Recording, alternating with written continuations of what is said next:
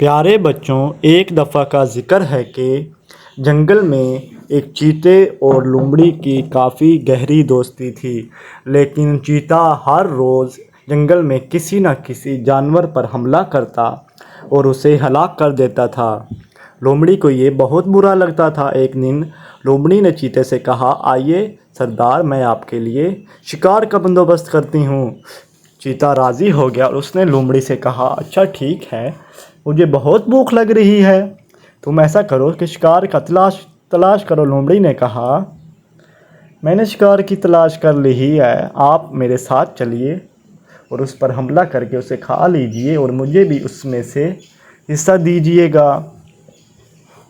یہ بات سن کر چیتے کے منہ میں پانی آ گیا اور وہ لومڑی کی بات سن کر جنگل کی طرف نکل پڑا تاکہ وہ اپنے شکار کر سکے۔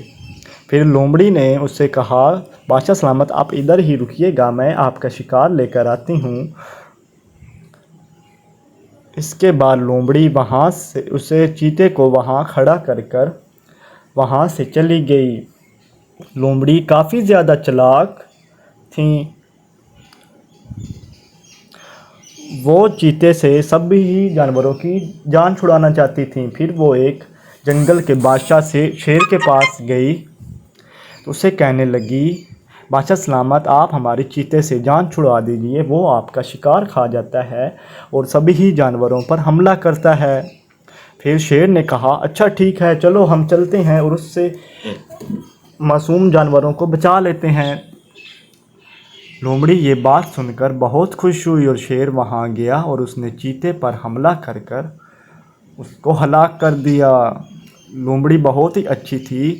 وہ یہ سن کر اس نے شیر کا شکریہ ادا کیا کہ اس نے سبھی معصوم جانوروں کی جان بچائی ہے اور انہیں ذبح ہونے سے اور ہلاک ہونے سے بچا لیا ہے۔